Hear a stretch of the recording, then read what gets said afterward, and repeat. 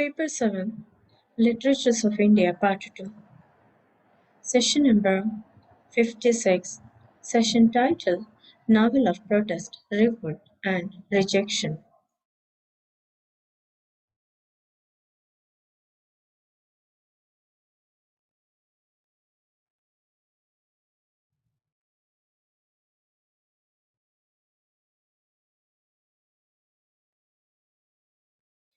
Mother of 1084 by Mahashweta Devi contributes to a discourse of protest against institutionalized discrimination, oppression, and violence that leads to the disintegration of families and prompt the onset of a large-scale decadence.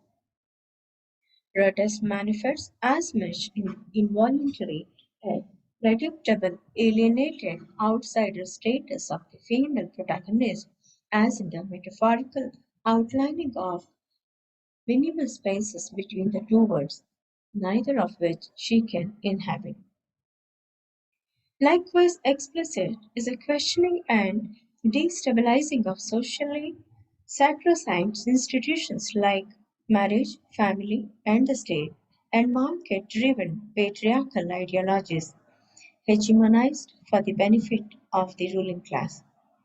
Protest is also obvious in the subversion of traditional norms of storytelling and a deliberate and studied refusal on the narrator's part of the effusive, leaving a lot to be desired in terms of verbal articulation.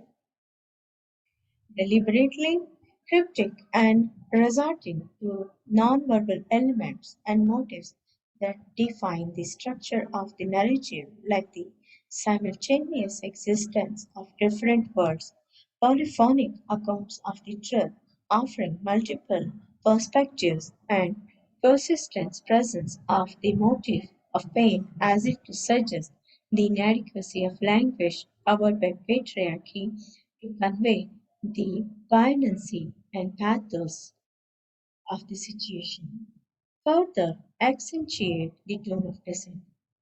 Ironically, economy of words in expression, third person account, which denies complete access to the protagonist's trauma and silence as words suffer.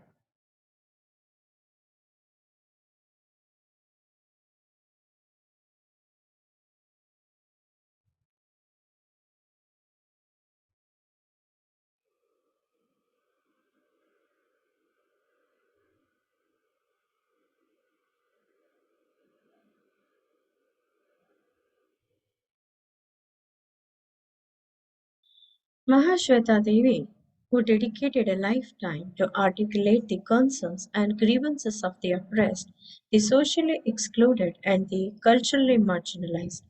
The Naxalite movement, which took Bengal of the 70s and the 80s under its way and which initially started as an anti-establishment movement rooted in Maoist ideology, influencing thousands of sensitive and intellectual minds of the state, was of special interest to Devi, who committed herself to denuding the brutal face of the state and bringing to the fore the other side of the story, the viewpoint of the other, as is poignantly underscored in the narrative of the novel. What has ended? Nothing, nothing has ended. Only a generation between 16 and 24 was wiped out. It's better known as Hazar Chaurashi Ma in the year 1998, which got him the National Award, has a very strong social and political message. It's the protest of a mother against the complacent bourgeois sensibility of the Bengali Bhadralok, the smug stand of a family driven by self interest, conveniently disowning their son for apparently dying a disgraceful death, that of a wife whose husband has invariably, categorically, and time and again commodified and exploited her, and against a social system that indiscriminately and ruthlessly comes down and doles out death to people for having defied the state and challenging the cynical status quo. It is ironical how law and lawlessness On such occasions come together as outlaws, habitual offenders, and criminals are invested with the authority and power to go on a killing spree and remove misguided youth for the face of the earth, who are projected as a cancerous growth in the body of democracy, who ironically are presented as a greater threat to the state than the former lot.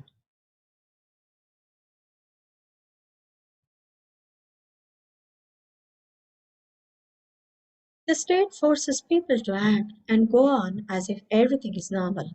And the horrifying part is that people oblige and participate in this charade submitting to this narrative. The rot is from top down, visible in the elitist, highly urbanized class, the so called intellectual, artistic, enlightened minds of the age, who seem to be conveniently unmindful of this absurd saga of violence, wanting to keep out of harm's way and steering clear of any controversy, focusing instead on things not even remotely relevant or significant in the light of the brutal, tragic, mindless, and unjustified killings of youth in their own homeland. Sujata is the outsider.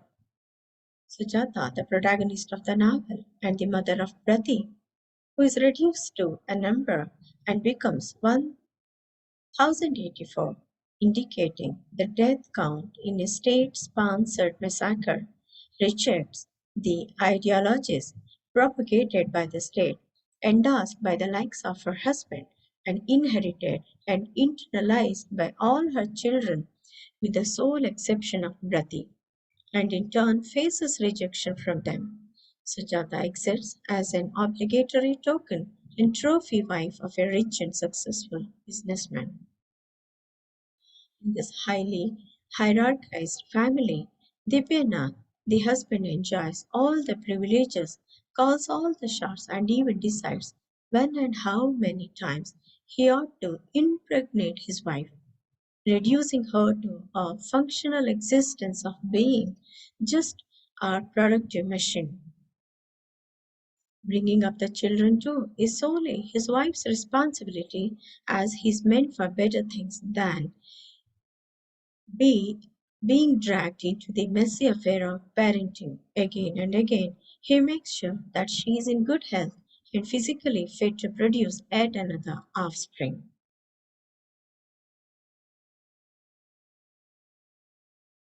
He would never come down to ask about the children, but he noticed things. He noticed Sujata.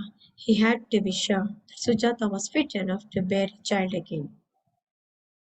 Debianath portrays a kind of unscrupulous bourgeois capitalist masculinity, exploiting Sujata's reproductive ability to beget children, sons who will manage and increase his business, and daughters who will look after him. Therefore, he resents his younger son Brati because of the latter's unproductiveness in the light of his growing business empire, which is probably why he is able to accept his son's death so easily. It is evident from the narrative that Sujata gives up on her family, unable to protest explicitly. She subverts the system, reminding one of Deboa's observation in the introduction to her book.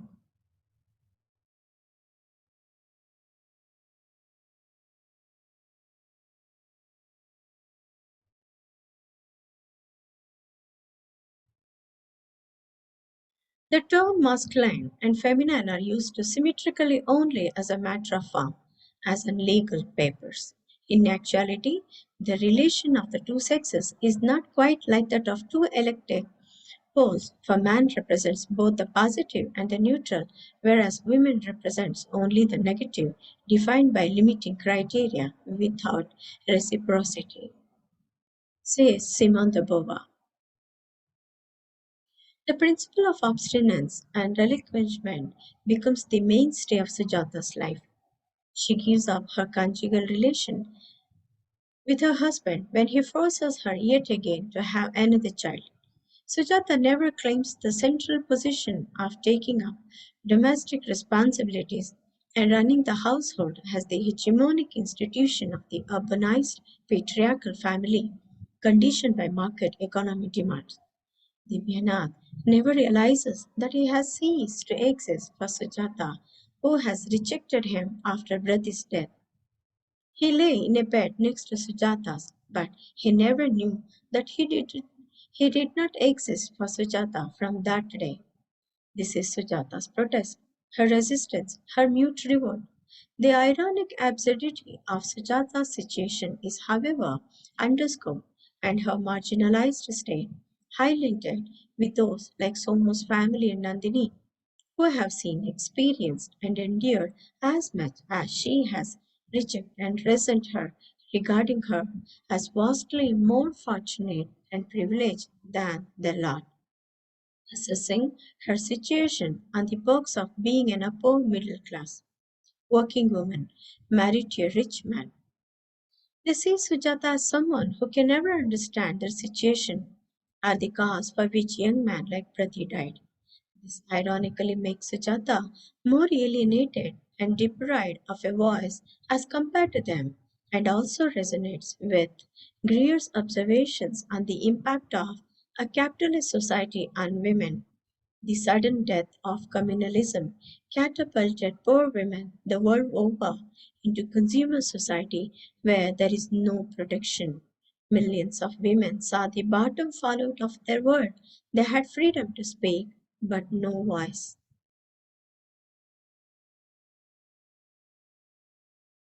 Sujata's marginalization and alienation also stem from the vastly different perceptions that people have of her from what she truly is.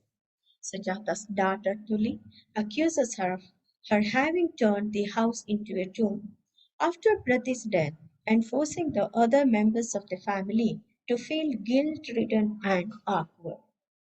But societies like Molly Mittal, Sama, and signs of Sujata as a thoroughly unfeeling wife who had completely spoiled her son. What Molly means by unfeeling is Sujata's indifference towards her social status and the need to preserve and appreciate it, and in doing so, extend every service towards her husband that is expected of a dutiful and token wife who has been given a life of affluence, comfort, and luxury by her husband, and therefore needs to respect the marriage contract and abide by the unwritten rules and this contract. Ironically, when Prati dies, Sujata's profound loss is felt only by him, the family health. What possibly alienates the unnerved Sujata more than her son's death is the complicity which her family shows when they join hands in their effort to disown Brati and efface him completely from the familial space and conversations. This becomes more than evident with each action, and finally in Tuli's outburst, who expresses open embarrassment on her brother's death for having been killed for being a Naxal, an enemy of the state. Everybody tries to hush up this accident like the one we had. That's natural, Brati is dead. Fiction foregrounded against fact to critic state sponsored atrocities. The narrative of the novel presents partly as a mother's recollections of her dead son, and partly as reporting on a prevailing political scenario with Davis successfully foregrounding fiction against a political backdrop. A major part of the novel makes manifest a mother's anguish, loss, and her silent resistance, whereas a lot of it appears like objective reporting with a strong and unmistakable undercurrent of irony exposing the state's monstrous monasteries and simultaneously seeming to suggest the, that this is precisely the way of the world. The narrative becomes cryptic and emotionally threadbare as it relates nightmarish and repulsive incidents like when it offers detailed accounts of the mutilated bodies of Brati and his friends. The brutalities and the immoral and unlawful activities the state resorted to safeguard its interest is exposed by the narrator coming down on expandable people are seen and shown through the eyes of a bereaved mother. So, the textual economy is so arranged that what the reader might perceive as the personal afflictions of an aggrieved mother and her interior monologue also becomes a strong critique of the state. Sujata and Nandini, the woman Brati loved and who is also committed to the cause, embody different kinds of suffering and descending femininities. Sujata is alienated from her immediate family, and Nandini is at war with the social system. Sujata makes a dedicated effort to piece together the memories of her dead son and forge his identity anew, thus trying to reconstruct reality and bring him back to life by reassuring him with the help of the scraps of information she manages to glean. Nandan is physically blind now and mentally exhausted, grieved and angry at the death of her comrades, and disillusioned with the turn things have taken. There is a constant juxtaposition of these two stories. One story is that of Brati, being influenced by ideologies that cannot be in the best interest of the state and the ruling and the moneyed class he belongs to. This is implied in the reactions of the family and the conversation which takes place amongst the guests during Tuli's engagement party. This story logically heroes Sarojpal and the likes of him in the police force who practically carried out the orders of killing Brati and who is therefore among the list of esteemed invitees to Tuli's engagement party. The other story is that Brati's is an ideological battle, a war for equality against state oppression, that he and the thousands like him died for a cause, that he was selfless enough to have pledged his life to the cause of the proletariat, and that his loss is irreversible for Sujata. Thousands like Prati, who were massacred on the streets of Calcutta, had dreamt a dream which was inclusive and protective of precarious lives and therefore earned the wrath of the state machinery.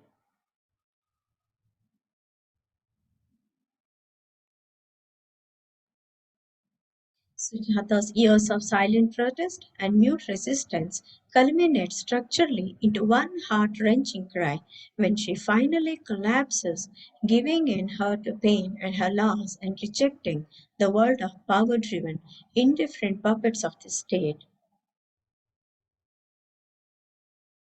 To conclude, the cry exposes the linguistic inadequacy, the impoverished and patriarchal symbolic order which gives no language to woman, relegating her to the defining her as absence of meaning, irrationality, darkness, neither inside nor outside, neither known nor unknown.